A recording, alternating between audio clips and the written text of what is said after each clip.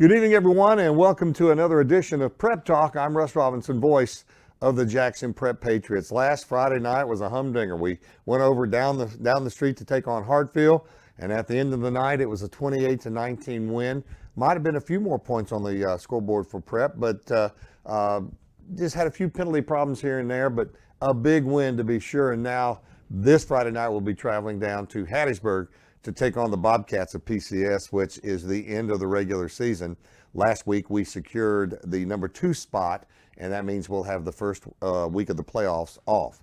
Tonight, though, big show, a lot going around on the campus here at Jackson Prep. Bradley Carter is going to do a piece on the soccer team, which is in preseason. I talked to John Marcus yesterday about it. He's pretty excited about the team that he's got coming back, and we'll take a look at that team. Also, Greg Glaze is going to talk about golf tryouts and a tournament that is going to be starting. It'll be a preseason tournament, so we'll look at that. Elijah Hollingsworth's going to talk about, you've seen all this stuff here, Prep Talk, and there are some athletes that play on the court or on the field or diamond or whatever that are involved in this show that actually do the video pieces and also record us as we do our interviews and run this show. And so he's going to do a piece on athletes that are involved in the journalism part of what goes on around here. Then Lizzie Kellum is going to do a real nice piece on the Jackson Prep Band, who just gets better and better with every week. Really enjoyed their performance last week over at Hartfield. And I'll be talking to Coach Romano. So a lot to cover here on this edition of Prep Talk. Glad to have you with us tonight, whether you're watching on jacksonprep.live or wherever you are, whatever device you have. We're glad that you're here. We will take a timeout, and when we come back, we'll start the Prep Talk show for the week of PCS when the Patriots travel to Hattiesburg to take on the Bobcats. It'll be a 7 o'clock kick with a pregame show time of 6. We'll be back.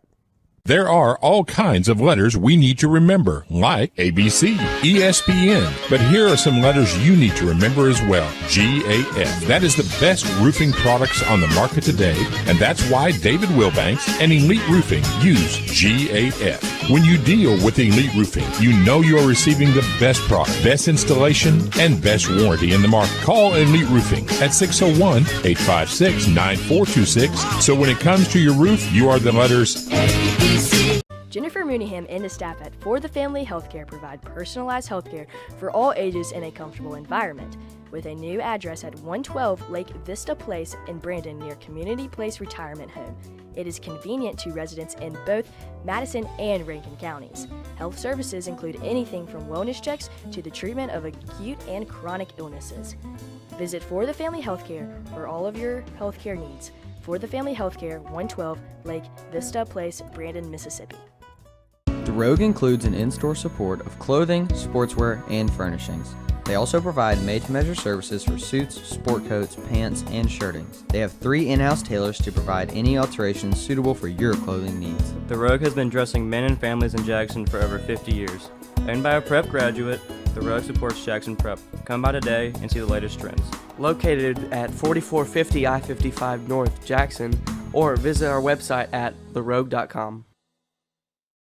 Welcome back to Prep Talk, and joining us now is Coach Romano. And Coach, before we talk about what's left in the season for Jackson Prep, let's go back and talk about Hartfield a little bit, because I thought this was a real barometer game to show us exactly where we were in this league. Yeah, that's true. Just a lot of talent over there, just down the road on Lakeland Drive, and tough atmosphere. That we knew they would have a lot of fans, a lot of support there, and they did. That place was packed. But you know, it kind of see where we were at going into the playoffs. So I needed a win and a little bit of help to see if we can secure a bye, and we got that taken care of. So that helps a lot for the playoffs. That really does. A lot of people don't realize that a bye at this part of the season. You know, some coaches might tell you, well, I just don't want any interruptions. I want to go play.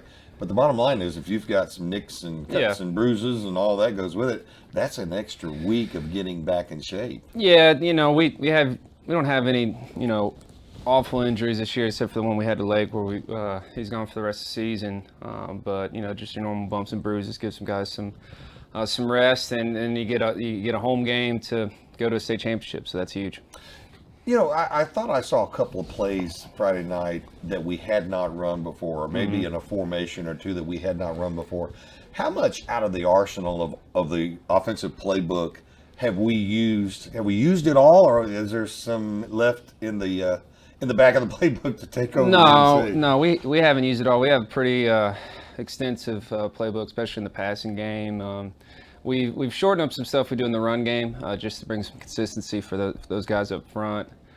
But yeah, we had been practicing some new formations past couple of weeks that we knew we were going to use past week for Hartfield, and it caused them some issues when we were stacking the receivers, right? Putting Upton in the backfield, and made them play. They're a downhill defense, and it made them play a little more cautious and spaced them out to be able to run the ball. Did I see a formation where we did not have any receivers to one side? Well, tight end. Yeah, we still had a Which tight was end Owen. on one side. He was So we had two tight ends, and we flipped the two receivers to the field. But we've done that. We've done that a couple times before. Talk to me about this tight end position. Obviously, you've got a good one, and he'll be back next year. But he's having a really good junior year. We're talking about Owen McRaney. Because he's got great hands. He's built like a tight end and has pretty good speed. Yeah, no, we've kind of asked a lot for him the last few weeks. Split him out wide, play an outside receiver. But the thing that helps with him learning that outside position, it's a couple of things. One, we can use the same 11 people on the field and get into many different personnel groups, different formations where he's two tight ends, or if even we needed to put him as a fullback or a flex back. But at the same time, it also gives some guys that were playing that position earlier in the season that are starting on defense a little more flexibility throughout the week to help us be successful. Well, at the end of the night, it was a 28-19 game, I think, and probably that last touchdown. Oh, I don't know. I mean, it was a great throw. I mean, Duncan hit him right as he threw the ball, and Micah turned around, and it was 6 points, which was, I thought, their best play of the night. Outside of that, I thought we shut them down. Yeah, defense played well. They've been playing great all year. They've had a lot of pressure on that quarterback. He was running for his life out there, and it caused a lot of issues for them. They have been playing well, put up a lot of points, and we did a good job limiting number 11 and number 1, their top receiver. 11 still had his, I think he was just shy of 100 yards rushing, but he's a main focus of that offense. And us putting pressure on number 2, their quarterback, paid dividends for us. Yeah, we had not seen Maxwell obviously just come in, and I thought he did a pretty good job for them. And, of course, Jess Olofsky always does what he does. He's a power runner between the tackles, but he can get outside because he's got speed. Well, and they've had some injuries that have made him, move him to the backfield. They really would like him outside as a receiver. And also what it did is it took him off the defensive side of the football as well. Yes. He had been an outside linebacker earlier in the year, and because of some injuries, they've kind of kept him just on offense because how important he is for scoring points. Well, let's jump ahead and talk to this week. And the biggest problem with this week is if you look at the schedule and you see the tough teams that we've played, they probably wouldn't pop up there as that. But the bottom line is you look at who they've beaten. They beat the team last week. They beat a Hartfield team early in the season. Yeah, there's not a ton of disparity in 6A this year. We've been a little top heavy at times, but from top to bottom, there's a lot of talent throughout each of these teams we've played. And you talk about PCS, who went to Hartfield and beat them on their own field. Anybody can beat guys in our league. It's just who comes out to play. And I think that was an issue Hartfield had when watching their film. Is PCS came out ready to play, and Hartfield may have had a down week of practice or a lack of focus because there was just a different intensity between how each team's played.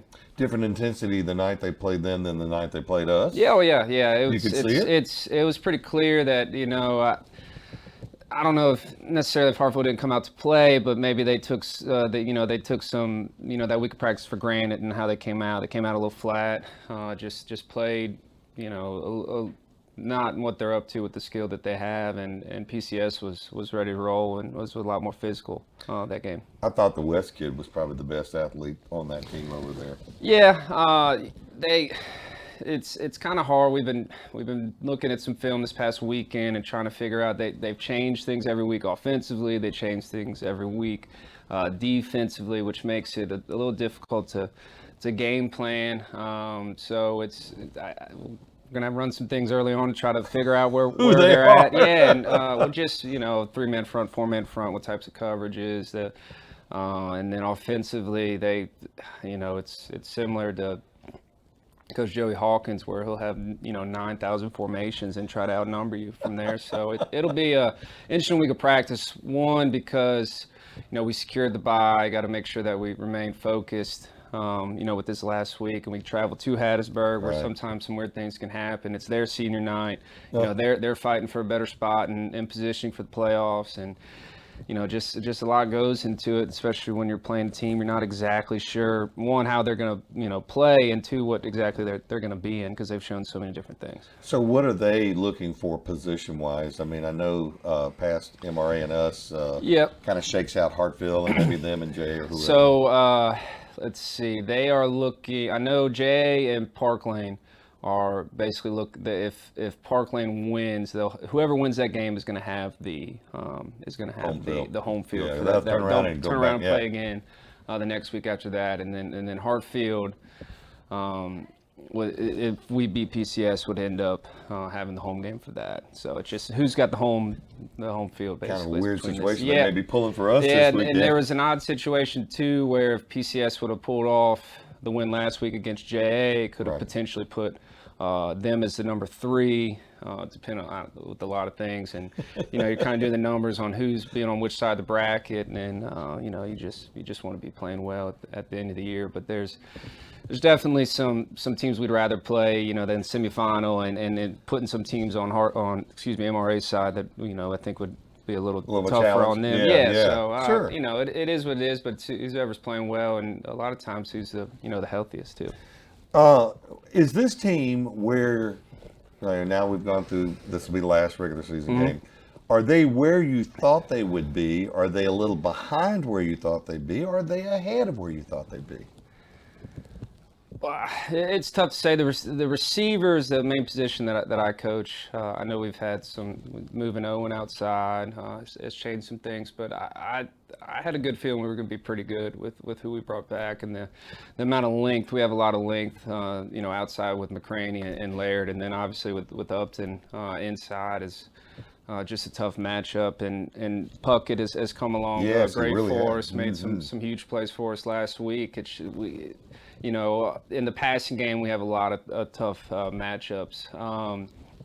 Offensive line earlier on the year had some struggles, but they had probably their best game of the year last week with the protection for Paxton. Paxton's playing, about what I thought. He had a great year last year. He's a good leader and a competitor.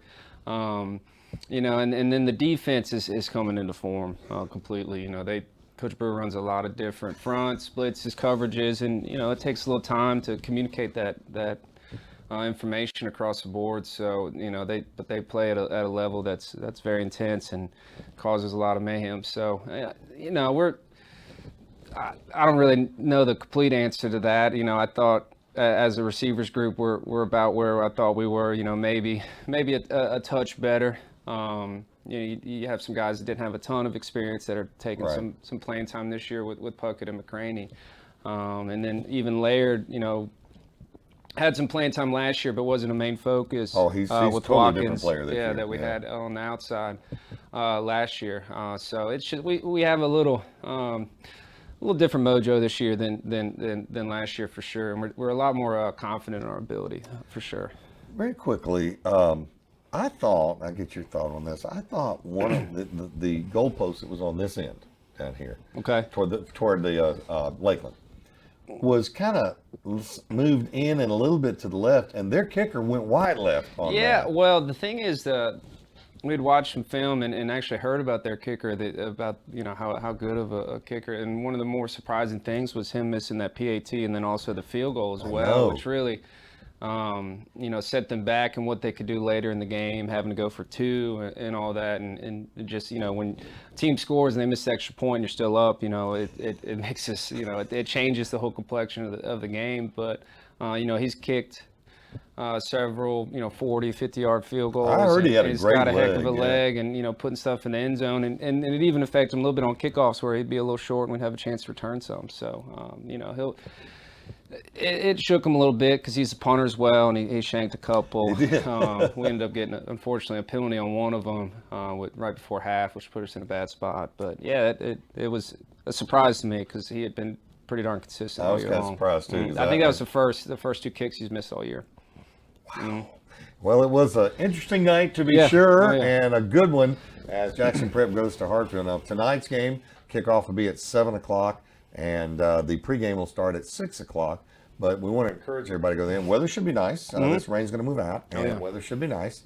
And so it's the last regular season game for this year. Then we'll have a bye next week. I don't know what I'm going to do on that Friday night, but we'll all have to find something. We can go eat at a Salvas or something like that. Now that is a great idea. And then go to Slava's Grill. That's right. So, Coach Romano, thank you for joining us here tonight on Prep Talk. We'll be back with more of Prep Talk as we get ready for the Bobcats of PCS in a moment.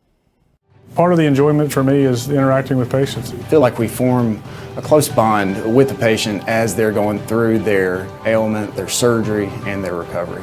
As well as the new building, we now have our own physical therapy and our own surgery center. I think sometimes you take for granted how vulnerable patients are.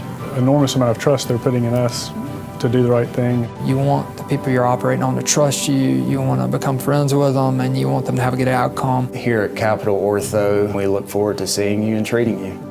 Since 1968, Ewing & Ray has been leading the way as the area's premier foundation repair company. With our state-of-the-art equipment, licensed professional engineers, and certified technicians, we are able to ensure the right solution with the best warranty in the business. Whether you have drainage problems, need foundation repair, or need a specialized foundation system installed, for over 50 years, Ewing & Ray is a trusted source to ensure your home or business is safe and stable for years to come. Contact us today by visiting our website or giving us a call.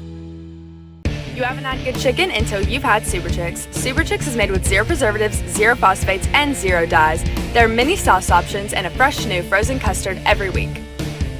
Everything is made 100% cooked to order, so it's very fresh. There's also many fry options such as salt, rosemary pepper, sweet, and Cajun. And don't let me forget the loaded fries. Super Chicks is a great place for prep friends and family to connect after events. And it's so good.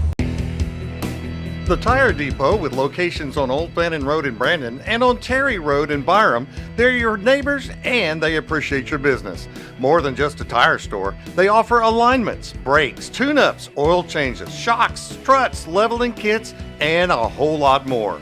They are family owned and operated. All of their techs have 20 years or more of experience. The Tire Depot, owned and operated by a Jackson Prep family. Welcome back to this edition of Prep Talk. You know, back when I was playing ball and stuff in high school, we never had a golf team. We never even thought about having a golf team. But here at Jackson Prep, not only do we have a golf team, but they're really good. And so Greg Glaze went out to do a report. We had tryouts this week, and they're getting in the swing of things on the golf side. I've offered my services to the coach to talk to the players to tell them what not to do in golf, but he passed on that, and I probably don't blame him. But Gray got the scoop, and so now we're going to take a look at the golf team here at Jackson Prep. Stay with us.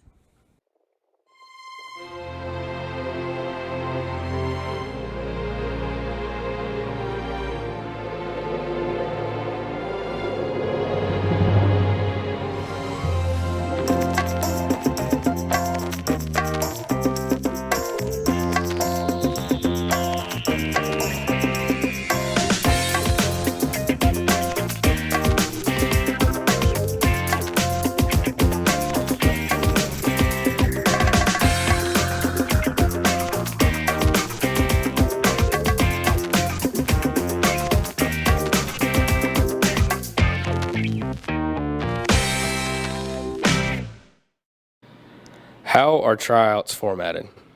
Every year about October, we put out a bulletin and really ask anybody that has any interest in golf if they want to come out and try. We do it in 2 parts. We kind of have a range day, which we had this week, just to have anybody come out, and we'll kind of take a look at them, see their swings, see them hit some balls, and then we'll go from there. The ones we invite back to the second day, we'll play not quite 9 holes because of daylight, but as many holes as we can to get a feel for their ability to play on the course and score and shot making and things like that. So after that, once you make the team, what goes into the preseason? We usually start November into December. We'll have about a month worth of practice on Monday just to get out. A lot of them have been playing throughout the year, but some play other sports and have been occupied with that. So we'll get out for about a month just to practice, play some, just and kind of get a feel, just get them out there working on their game a little bit. Awesome. So we won the state championship last year. What are the chances of repeating that this year? I think they're pretty good. We lost 3 key guys, longtime golf members. Will Burnham, who's off playing college golf now, Worth Hewitt, and John Tyson have all been really key members of the golf team over a number of years. We do have some guys coming back. Judson Colley, who's an 8th grader, and Matthew Murley and Banks Hewitt is coming back. So we got some spots for some guys to step in and kind of fill the holes of those seniors that we lost last year. And we have 2 seniors playing this year, right? Yeah, we got Will Upton and William Walker, who both got some experience last year on the JV team and really hoping they can step in and fill the role for some leadership this year for our guys. Hello, I'm William Walker and I'm on the golf team. What are you doing to prepare for this season? So right now I'm in football, but every weekend I try to play about a round or 2 of golf and just get some practice in. Make sure I'm still having that muscle memory with my swing and just preparing for spring, so that way I'm able to play. So last season I was on the B team with some other friends and I played in some tournaments. Actually came in first with Will Upton on one of them and placed in some other ones and had a lot of fun just playing those.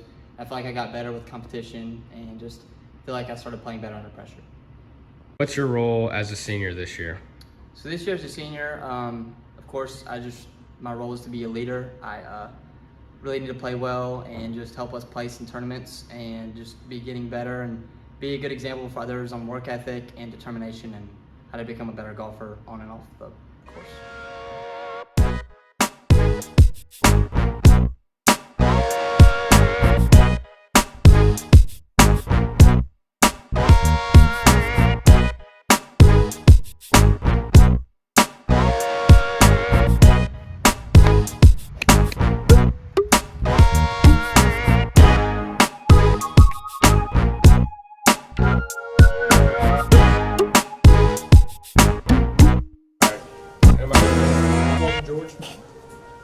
What are your thoughts on the Jackson Prep golf team? I mean, we always win. I mean, we've lost a couple seasons the past couple years, but I mean, we won last year, so I'm hoping to keep things on the track and keep rolling, keep the ball rolling. So, what are you doing to prepare for this year? I've been practicing a lot. Been really excited for this upcoming season. Awesome. All right, quick question: what's your favorite golf club? I'm gonna have to go 7-iron. I mean, it's like a utility club of the game. I mean, you can do everything with it, you know. Or the putter. I'm lethal with the putter. All right. Who am I here with? Matthew Murley. All right. So, you were a crucial part in last year's state championship winning. Is that true? That's true. All right. So, walk me through last year and the work you did last year to win. Started off rocky. Didn't beat JA all season. Only matters in the state championship, and we beat them. All right. So, what are you doing to prepare for this year? Grinding, taking Walter's money. That's about it.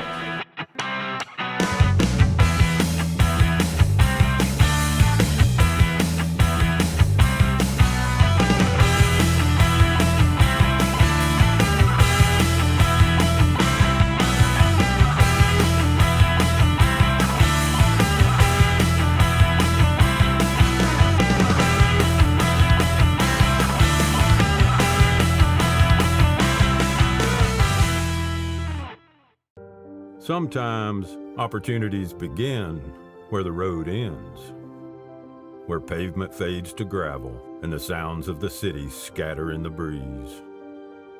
This is life outside the city limits, made possible by financing from Southern Ag Credit. From farmstead to homestead and everything in between. Apply for your rural loan today at southernagcredit.com. Hi, Chuck Smith here from Smith Brothers Body Shop. Smith Brothers has been proudly serving the Jackson metro area since 1946. We consider you to be our friend to ensure the best experience possible. If you've chosen a body shop in the past because they were right around the corner and had a bad experience, or you've been treated poorly elsewhere, come see what a difference quality service can make at Smith Brothers Body Shop. Call us at 601-353-5217. At Smith Brothers, you're more than a number. Smith Brothers Body Shop, the best from us to you.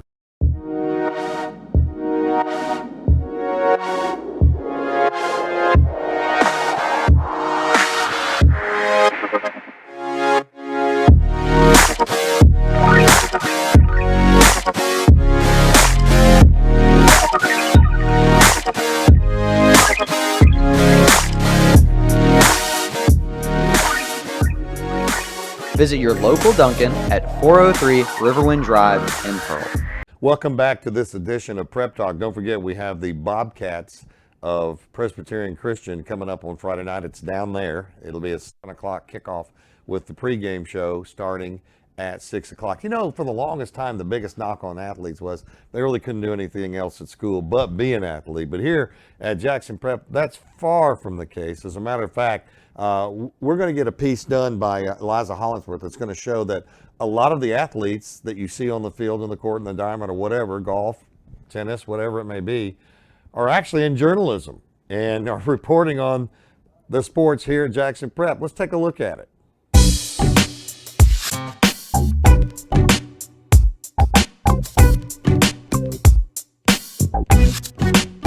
I'm here in the publications room with Olivia Smith, star track runner, cross-country runner.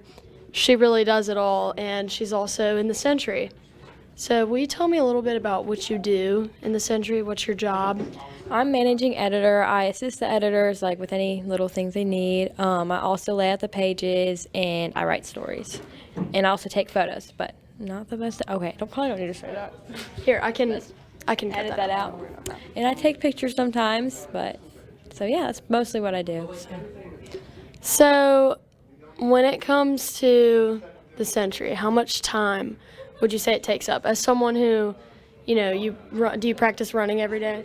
Yes. So would you say it takes up a lot of time or ever conflicts with your schedule for sports or anything like that? I sometimes have to come up to the Century to lay out later, but not all the time. It's just we lay out on Tuesdays once a month, so sometimes it conflicts, but not all the time. Sometimes it just depends.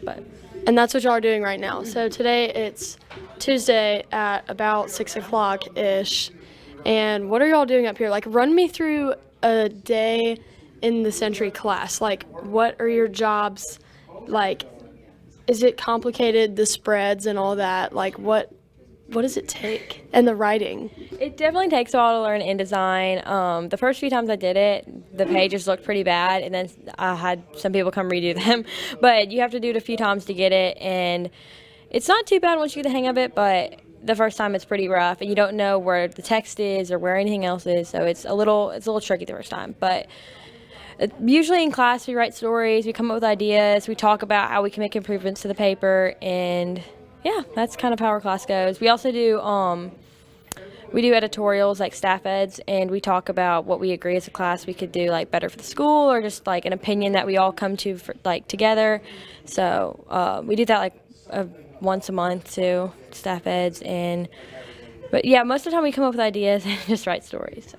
Okay, and the last question, has being in sports or being competitive changed anything about your perspective in writing a newspaper? Like, is there any way those are related, or you've learned anything to apply in here? Well, I'm pretty competitive, and sometimes I try to write a lot of stories, and then it's like the night before, and I sometimes procrastinate, and I'm like, oh my goodness, I have not done all my stories, and because I want just to write a lot, so a little bit. Sometimes I spread myself too thin, but I'm trying to work on this year not doing that, and so yeah. Thank you so much, Olivia. That was awesome. Okay, that was actually awesome. That was so much what I needed. I'm here with Mr. Hughes, who runs the Century, right? You're in charge of it? I'm there when they're doing it, yeah. Yeah. So would you say that the athletes that are in Century, would you say they put in the same amount of effort and work as everybody else? Yeah, I think so. A lot of times we have editors who come up here after practice, and they're all hot and sweaty, and then they do their Century work. Yeah, they do a good job. Would you say that there are any benefits to being an athlete, any inside information people can get, or any stories that would be better at writing because they do a certain activity or play a certain sport? Well, we always rely on expertise of students who have experience with a particular sport when we're writing about a particular sport. But I think the largest thing that they bring is that they have some discipline, because they have to, at practice, they have to, do the work, and it's the same thing in any endeavor. And so I think it carries over into journalism. Thank you. Thank you, Mr. Hughes. So today I'm here with Sophia Primos. Who's in what grade? 11th. And Sophia, do you play any sports? I do. I play volleyball. Okay, and how long have you played volleyball and how long have you done Century? I've played volleyball since 9th grade, and then this is my first year on the Century staff. Okay, so what's your job on Century? What do you do? I'm the Around Town editor. What is that? What's Around Town? It's like our section that talks about what's happening like locally and just around town. Okay, so after playing sports all this time, I mean, being in volleyball, you're obviously pretty competitive. What does that change your perspective about like writing and what kind of stories you want to write? Like, does it make you want to write more stories about volleyball, or does volleyball, you'll be in there and be like, wow, this would make a good picture for the newspaper? It definitely gives me good insight into writing stories that involve volleyball and, sports sections. And just, the overall sports sections. Okay, so it's 6 o'clock on a Tuesday night. What are you doing here? I'm actually laying out the paper right now for our issue that's coming out this month. So is there an issue every month? Yes, there is. And how often do you have volleyball practice? I have it every day. And does Century ever get in the way or conflict with your schedule? Or? I've definitely learned some time management this year with Century and volleyball and all the things I do. Yeah. Now, rumor has it all journalists and writers and yearbook staff and all those people, rumor has it they're all in AP English. Is that true? I don't know about all, but I know there are a lot of people who do AP and some sort of media here.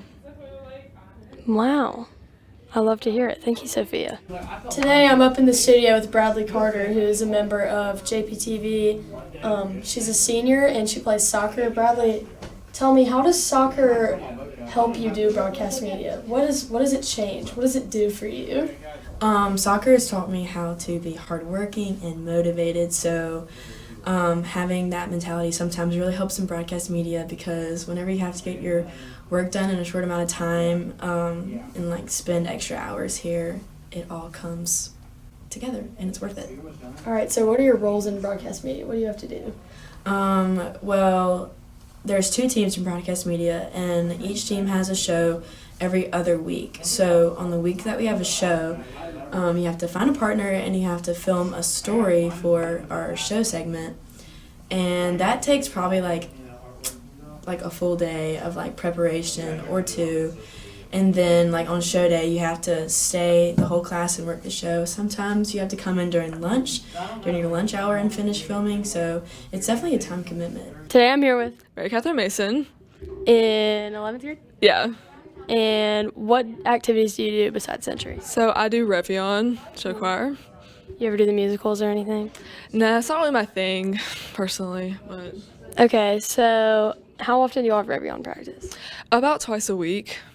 Does being in Revyon help you be able to write stories or help you get creative in any way? I mean, yes, with music. I mean, it's a little bit different with writing and stuff, but I mean, looking at the music can kind of help, so. Okay. So I was going to ask you, I see what this is right here, what's going on your computer, and I just wanted to ask you, what is that? What's going on with your computer? Okay, so we're laying out the paper, and it goes to press tomorrow, and then we'll be handing it out Thursday or Friday, depending on when we have class. And so we have to do a bunch of stuff on InDesign, and it's can be complicated, but yeah. What's your job? Are you an editor? Are you a picture taker? Are you a writer? What do you like? Yeah, I'm an Around Town editor and copy editor. So Around Town's one of the sections. It's kind of fun stuff just around town. And also copy editor, which I just edit stuff and just help out with grammar and things like that. So do you have to be an AP English to do that, or any kind of honors? Well, I mean, I am an AP, but I mean, you don't have to, but I am an AP. So. But it sure does help, doesn't it? Oh, yes, it does. So it's just crazy. I mean, we've got so many athletes in here, so many creative people, so many people doing so many different things, and then they just end up in Century. How is that so? I mean, just all the different people have different amounts of creativity and writing ability, and so all the different kinds of things can just come together into one group. It's crazy. Would you say prep cultivates athletes and non-athletes to be good writers and good, diligent workers? Of course, I mean, anyone can. I mean, especially with hard work and just even being in Century. If you're not like someone who normally writes, I mean, just being in this class will help you be a better writer. Exactly. Thank you, Mary Catherine. Hello, I'm Jason Womack with Womack Auto Sales in downtown Brandon. We've been here for 25 years serving the community, and we plan on being here for another 25 years. Came to Womack's in Brandon. I was looking for a Tahoe. Walked in, the folks were good to me. Hey, look how I ended up leaving. New Tahoe. Womack's Auto Sales helped me finance the truck of my dreams. Come out and take a look at our new facility and meet our staff. Take exit 56 to downtown Brandon. And remember, at Womack's, your job is your credit. Malone is a company in motion, delivering award-winning roofing, metal walls, and maintenance. With the use of Suprema products like Alsan liquid flashings, Alsan coating products, and more, Malone continues to prove there is nothing we can't accomplish. Protecting people and what matters to you.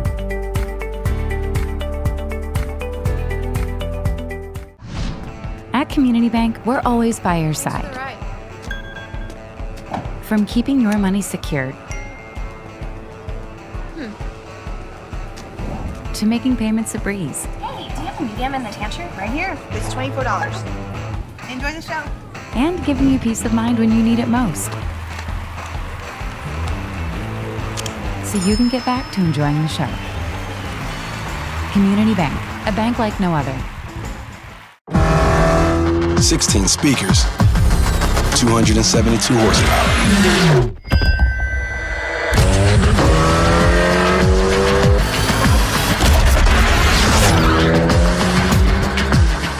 Visit Eric Stallworth at Acura of Jackson, 828 Adcock Street, Ridgeland, Mississippi, 601-978-2228.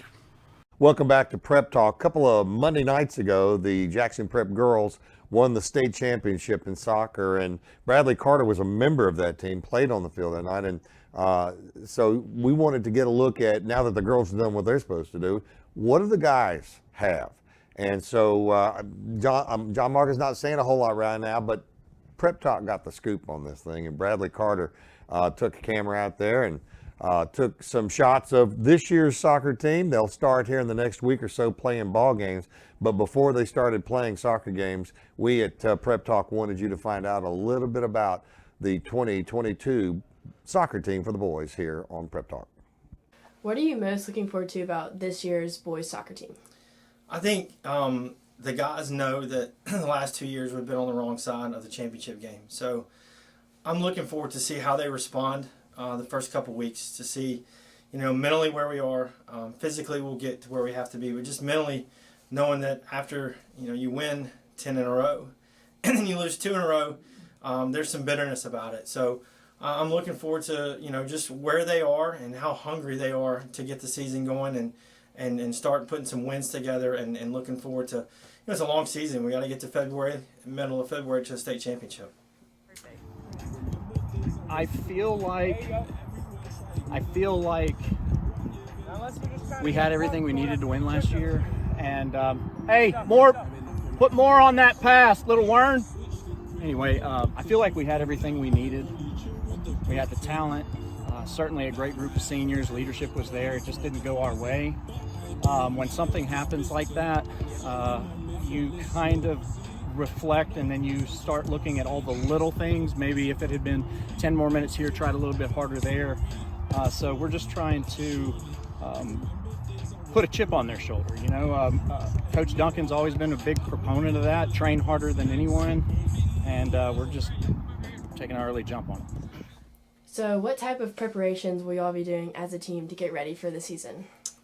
We'll start with a lot of fitness. You know, we'll go for an hour and a half, but 45 minutes of that hour and a half will be dedicated to fitness.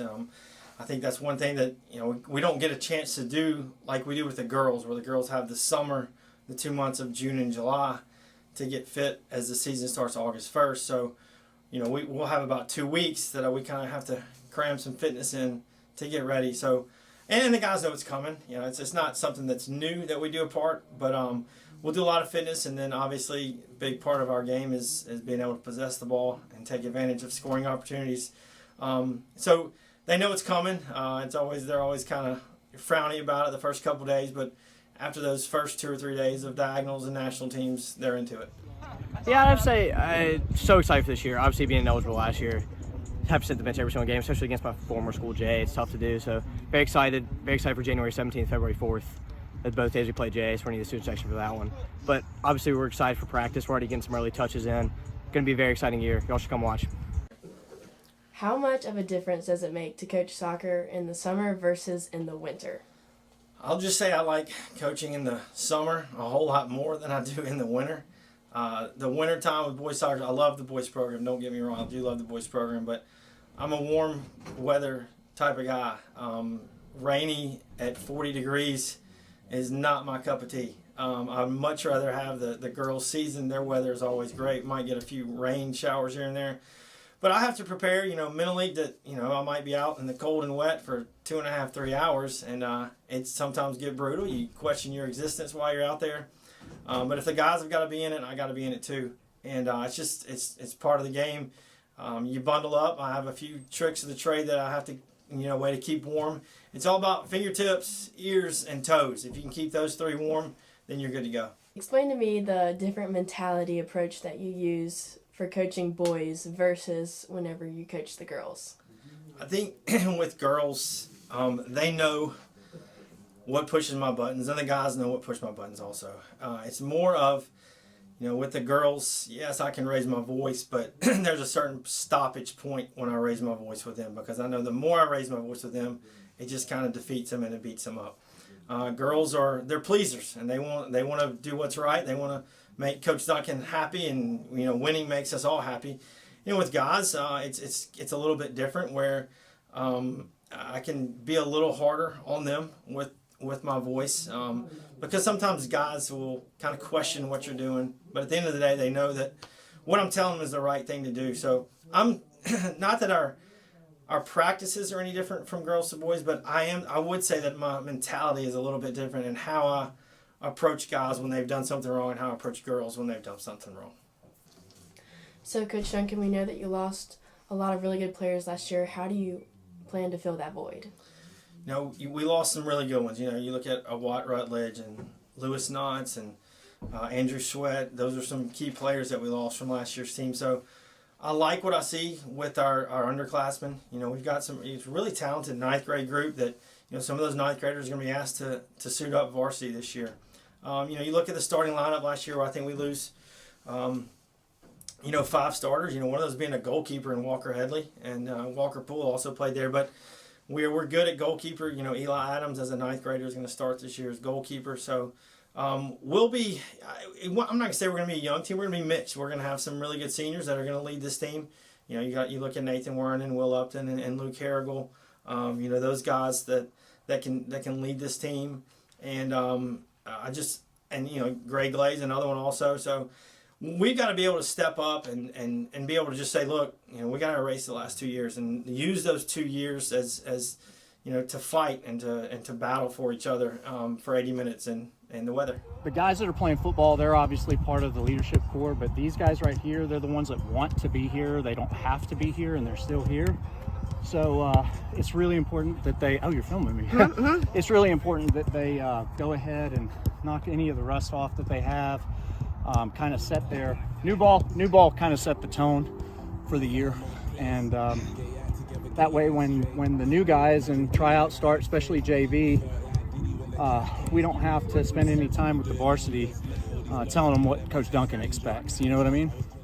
Ferguson and Associates Architecture is a new generation architectural firm that combines state-of-the-art ideas and solutions with years of experience managing demanding projects. As a full-service architecture firm, Ferguson and Associates provides a complete range of architectural services. They plan, design, and manage the build. From creative concept to ribbon cutting, they're there to ensure your success. Visit their website at fergusonarchitecture.net for more information or contact them directly at 601-607-7933. Rainey's Carpet Care is a locally owned and operated business that's been providing quality service to Central Mississippi since 1986. They offer 24-hour emergency water damage services, mold and mildew treatment, carpet care, pet odor removal, air duct cleaning, tile and grout cleaning, oriental rug cleaning, carpet stretching and repair, upholstery cleaning. They offer it all. Visit them online at raineyscarpetcare.com or call today at 601-956-1515. Jackson Healthcare for Women is Mississippi's premier provider of comprehensive OB/GYN care with extensive experience in the latest surgical techniques and services for women, including cool sculpting, Mona Lisa Touch, ideal protein, robotic surgery, pelvic floor dysfunction, and more. Our award-winning physicians are accepting new patients and are eager to care for you. Same-day appointments are available. Call us at 601-936-9190 or visit our website to learn more. Jackson Healthcare for Women, inspired by you.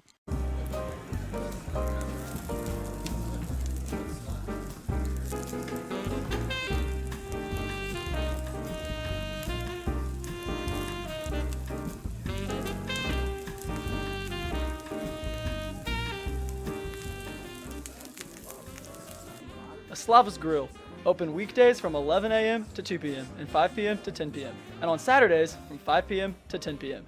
And make sure to check out the lunch menu. Welcome back to this edition of Prep Talk. This is the last regular season game. Hard to believe, but it's the last one, and we'll be on the road down in Hattiesburg to take on the Bobcats of Presbyterian Christian. If you're wondering how good they are, they beat Hartfield earlier in the season, so they've got a pretty good squad down there. One of the aspects, as John Andrew used to always talk about on the broadcasts in a high school football game, is, of course, the Pacers for us and the cheerleaders for us, but also the band.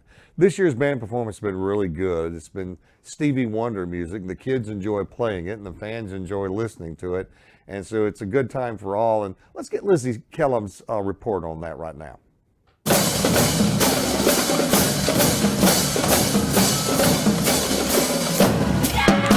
I'm here today with the band director, Steve Kincaid. So, how long have you been the band director? Been the band director at Jackson Prep for 14 years. What's your favorite part?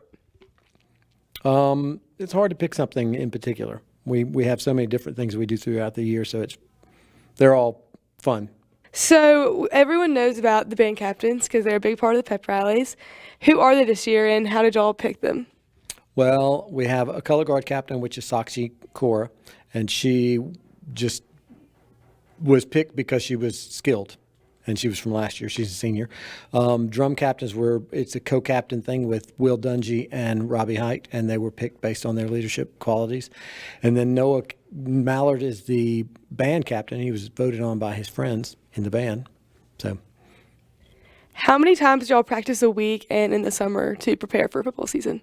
Oh, we have an after school every week. We were 2 weeks or a little bit more than 2 weeks in the summer all day. So we'd start at 8 o'clock, go home at 3:30, the end of July. So it's a good bit of practice. We've got 3 separate rehearsals on Wednesday afternoons, trying to fit everything in the week. So how did y'all decide to incorporate the junior high into the band? Well, I only have one student that's in the junior high that's in the band, Will Franklin Collins, and he was just such a killer drummer. I couldn't leave him in the junior high. He was kind of treading water, waiting for his time to come up. And so I said, we'll bring him up to the high school. Okay. The drum line is very loved at the pep rallies. So how do y'all come up with what to play for each pep rally? The drum instructor, which is Sean Lawrence, typically kind of guides that, and the students pick from week to week. If they're not doing something new, they pick something that students really like. What is your favorite song that they play in pep rallies or the games? Boogie Down. Always my favorite. Do y'all have any new ideas coming next year for the big halftime performance? No, I typically don't think about that until I get to spring. We'll be busy all the way until the end of the year. We have events that go, we'll do Christmas at the tail end of this. We're preparing for that now. And then in the spring, we'll probably do a jazz concert early on. And then we have a concert festival in April. And then we do graduation, and that's when I start. As soon as I finish this year, I'll start on next year. So I am here today with the band captain, Noah Mallard. So Noah, how long have you been in the band? About 7 years now. This is my 7th. How long have you been playing instruments? 8 years, I would say. What's your favorite instrument to play, and how many do you play? I play the trumpet. I can play most brass instruments a little bit, but I mostly play the trumpet and drums. You're the band captain. How did you get that position? We vote for it at the beginning of each year, and I campaigned, try to get votes, and they voted me, I think, unanimously. So. What are the responsibilities that you have to do for a band captain, and what are some things that you like doing the most as being band captain? I have to make sure everyone doesn't mess up in the show. I like teaching people how to play the music, how to do it right, but most of all, I just make sure they don't embarrass the band, embarrass prep while they're doing it. As your senior year, what are you most sad about leaving band? I'm sad to be leaving. Just in general, leaving. It's fun. I always say I hate it. I want to leave all the time. It's just a fun thing to do. It's something I've been doing for 7 years now, so I've gotten pretty attached to it. Do you think being band captain has, helped with your leadership responsibilities? Oh, definitely. Most definitely. I definitely was not a leader before I got band captain, so I think I'm learning as I'm going. It's going pretty well, I think. Pretty smooth. Is it hard, dealing with the younger kids and maybe them not knowing how to do some stuff? Oh, yeah. We encourage them to actually not play during the show because we're afraid of how they'll sound. If they look good, we let them in. If they don't play right, that's fine. We tell them not to. For the halftime performances, how do y'all practice for those during the week? We start every school year with about 3 or so weeks, 2 or 3 weeks of just playing it nonstop, learning the music, learning the sets and stuff. And every week we go over it at least twice, get better for the next Friday, and so on. Do y'all have tryouts for band, and do people just sign up and then you ended up teaching them? You sign up, and depending on how young you are, you'll start in beginner band, get an intermediate band, and then varsity band. So by the time you get to varsity, you're supposed to be pretty well versed in your instrument and know how to do it. Mr. Kincaid told us that you'll have a junior high person on the band. How has he done, and have there been any struggles with him being in the junior high? Will Franklin is our only 8th grader. He's doing pretty well. He's gonna be running it one day because he's the youngest, so he's gonna grow the more. He's doing well for his age, and we're pretty proud of him, grown him, nurtured him. What is your favorite song to play? Definitely the fight song because that means we're winning.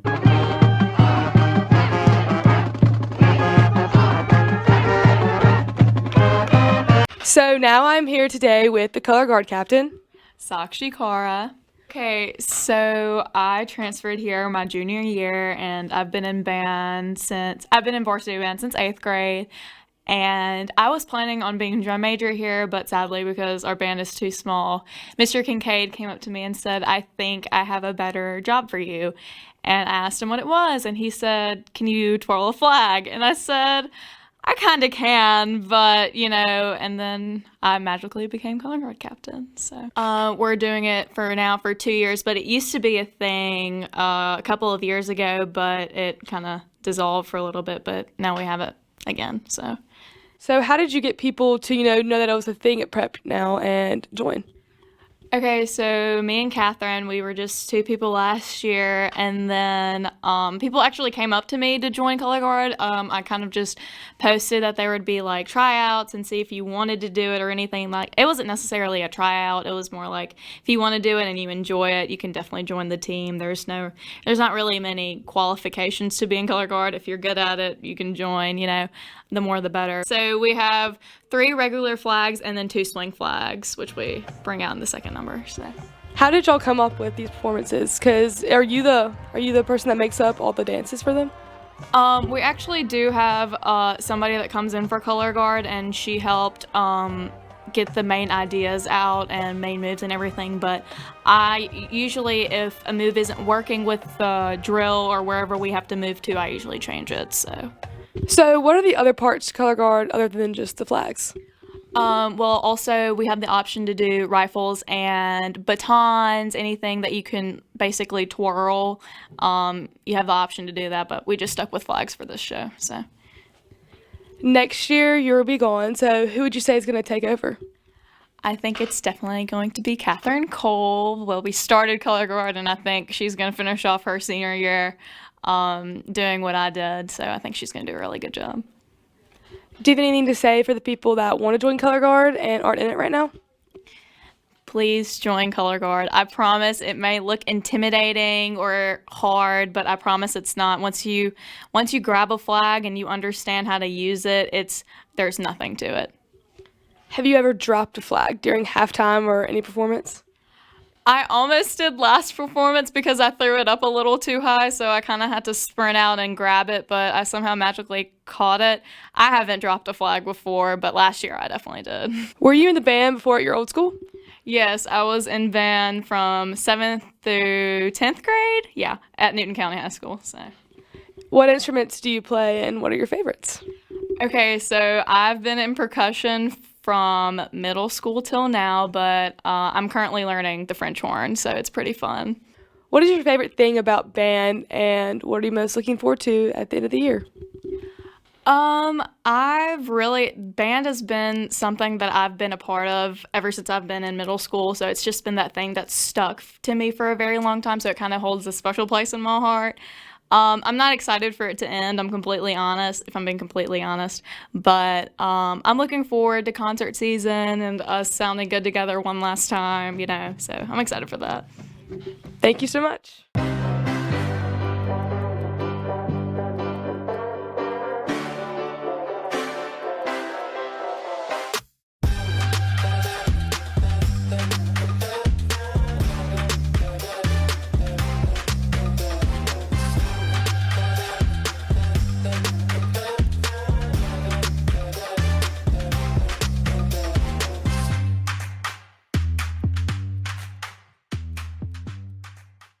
Signmark, your #1 hometown retailer for custom stamps, signs, and marketing products. We're growing and we want to take you, our loyal customers, with us. Whether you have an event, starting a new business, or wish to expand your existing business, Signmark is committed to helping you meet your design and marketing needs. Come see the friendly staff at Signmark at Pearson Road in Pearl and make your mark in the business world. Signmark, online at signmark.us or by phone at 601-932-6699.